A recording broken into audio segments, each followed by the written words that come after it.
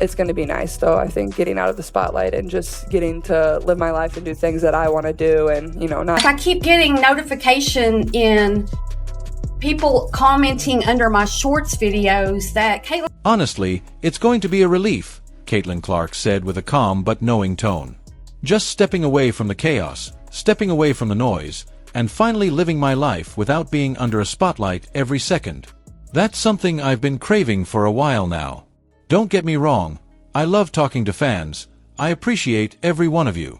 But the constant pressure, the microphone shoved in my face multiple times a week, the way everything I do gets scrutinized, it wears on you. Caitlin Clark's gone. She's left the WNBA. What is going on? I have to sit and I love talking to all of you, but it's going to be nice to not have to sit in front of a microphone, multiple times a week. I really appreciate. For the first time in what feels like forever, Caitlin Clark is choosing peace, freedom, happiness. And in doing so, she's exposing the rotten core of the WNBA, a league that fumbled its greatest opportunity in decades. As the WNBA scrambles to process the shock of losing its biggest star, fans around the world are reacting with disbelief. Comment sections are flooded. Notifications are blowing up. People are stunned, whispering the same sentence over and over again. Caitlin Clark's gone. She left the WNBA. At first, people didn't believe it. How could the league allow this to happen? How could the one athlete who single-handedly saved their ratings and redefined their future just walk away? From the very beginning, it was clear that the WNBA should have been building everything, and we mean everything, around Caitlin Clark. She was the lifeline, the icon in the making, the lightning rod for new fans, new sponsors, global recognition. There are already so many players heading overseas to play during the off-season. But instead of protecting her, promoting her, and valuing her, they used her until she couldn't take it anymore. And now they're watching her pack her bags and leave, not for another team, not for a break, but for Europe, where she will be celebrated, not sabotaged. The irony is painful. Caitlin Clark's rookie season wasn't just good, it was generational. A spectacle. Her logo-range three-pointers, her insane court vision, her ability to pull entire arenas out of their seats. This was the kind of magic the WNBA had never truly seen. She had the poise of a seasoned pro, the talent of a legend, and the energy of a movement. Ratings skyrocketed. Merchandise flew off shelves. Suddenly, women's basketball was mainstream. But even as she was lifting the league onto her shoulders, critics questioned her. Does she have the build? Can she handle the physicality? Is she really WNBA material? Built for the physicality of this league. Yeah, and she's not quick enough to get. That doubt turned to disrespect. And the disrespect turned into open-season brutality. Veterans didn't guide her, they hunted her. Physicality crossed the line into violence. And the league. They watched it all unfold with folded arms and a bag of popcorn. No intervention. No protection. No accountability.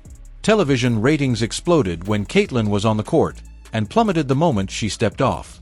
But did the WNBA appreciate that? No. They let jealousy and pettiness fester. They allowed a toxic locker room culture to consume her. Every week, a new controversy. Every game, a new cheap shot. And ESPN. They rode the Caitlin Clark wave hard. Promoted her like a superstar. Marketed her as the future. But when she started speaking out against the relentless fouling, the lack of protection, the people are tuning in. Now, I'm not going to lie to you. I have not tuned in 1 second. Since league's failure to control its own players, ESPN went silent. They knew what was happening. Everyone did. Caitlin Clark was the golden goose, and they let the wolves tear her apart. One moment stands out more than any other, the eye-gouging incident. During a playoff-level game, DJ Carrington from the Chicago Sky raked her nails across Clark's eye, leaving her visibly wounded and shaken. There was no flagrant foul. No ejection. No response. This wasn't just rough basketball. This was a message. We don't want you here. Astonishingly, a staggering 17% of all flagrant fouls this season were committed against Caitlin Clark.